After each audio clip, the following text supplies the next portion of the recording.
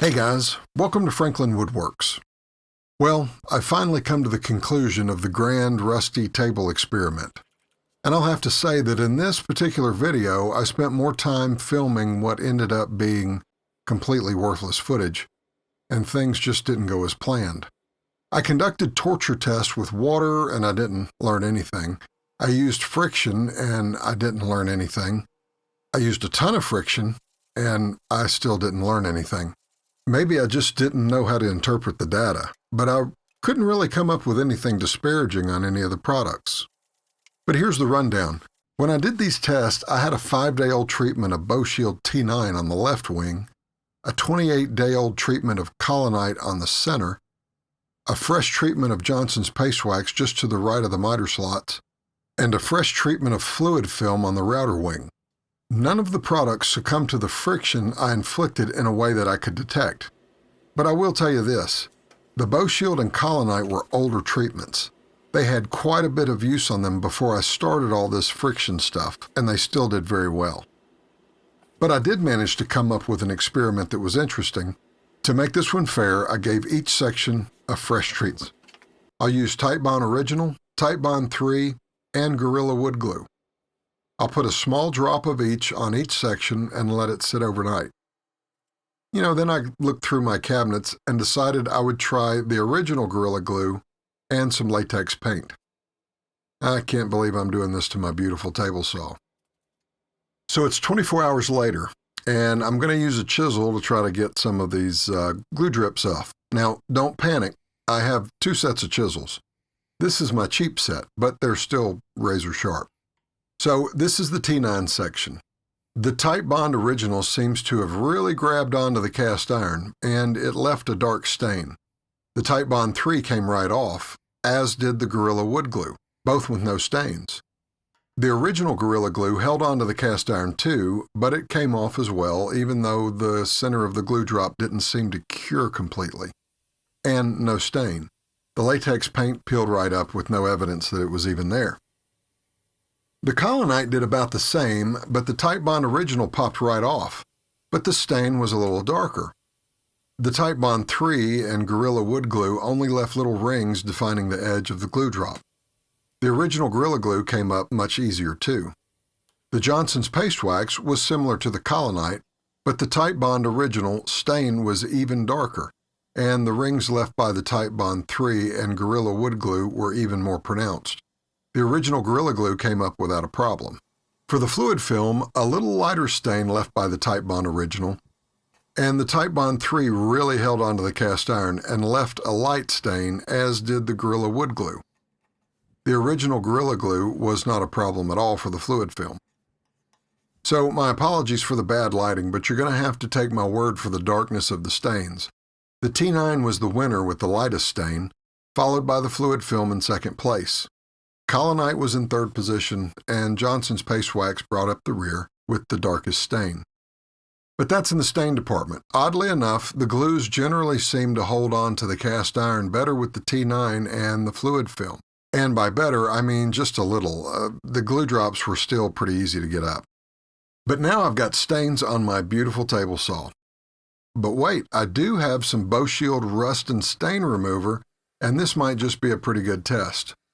So I spray a little on, hit it with a very fine Scotch-Brite pad, and look at that, no more stain, and that's awesome.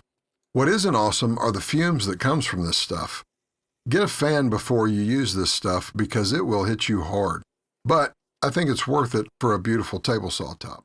So I'm sure many of you are hanging on the edge of your seat waiting for me to declare the winner and give you the absolute best rust protection for your cast iron tools. Well, I hate to disappoint you, but I do have some opinions that I'm willing to share. So if you're going to do a regularly scheduled maintenance of your tools, Johnson's Paste Wax will be just fine. It doesn't work for me for reasons that I'll state in just a minute. But, not to embarrass anybody, but one guy told me that If Johnson's paste wax was good enough for his forefathers, it was good enough for him.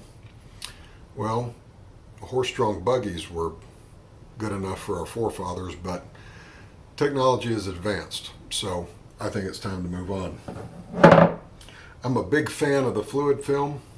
It has worked in my shop. It has been on my tools for months at a time without retreatment, and I have not had a problem. I'm a big fan of this. The Colonite, I'm a pretty big fan of that too. I guess people could say, well, it's kind of like Johnson's paste wax, and I guess it is because it comes in the same shape tin, but I don't think it's anything like the Johnson's paste wax. When I did the torture test, when I started it, this had been on my saw for 28 days. And during that 28 days, I probably had 500 linear feet of white oak, maybe 50 feet of hickory and 2 or 3 sheets of plywood through my saw during that time. And then we started the test. And I think it held its own very well. I like this stuff.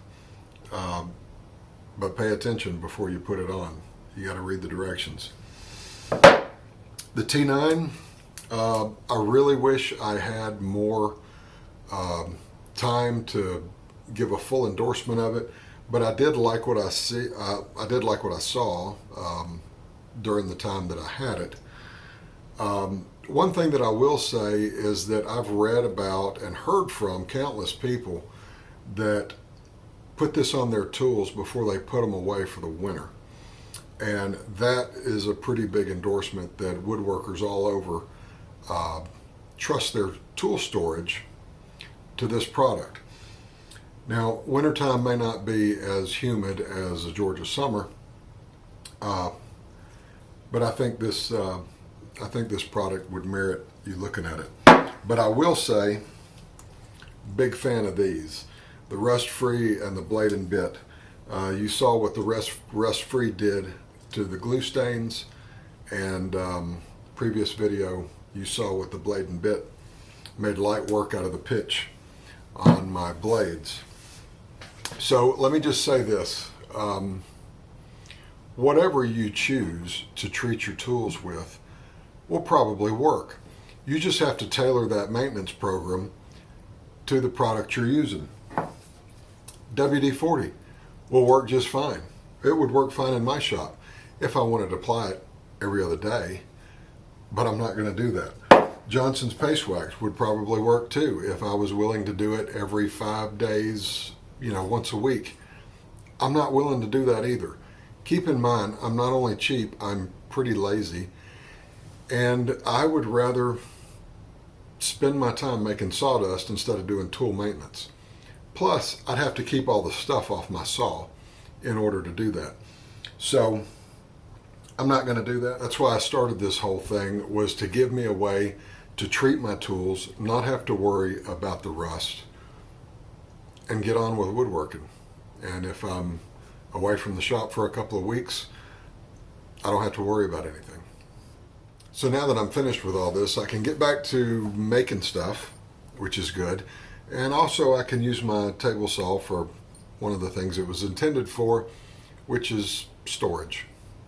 So anyway, I hope all this stuff has given you all some good ideas and will help you out with tool maintenance and rust prevention in your shop. Don't forget to like, subscribe, and hit that bell so you can get notified as soon as I come out with a new video. I appreciate your watching, appreciate your support. Thanks for watching, and there you go.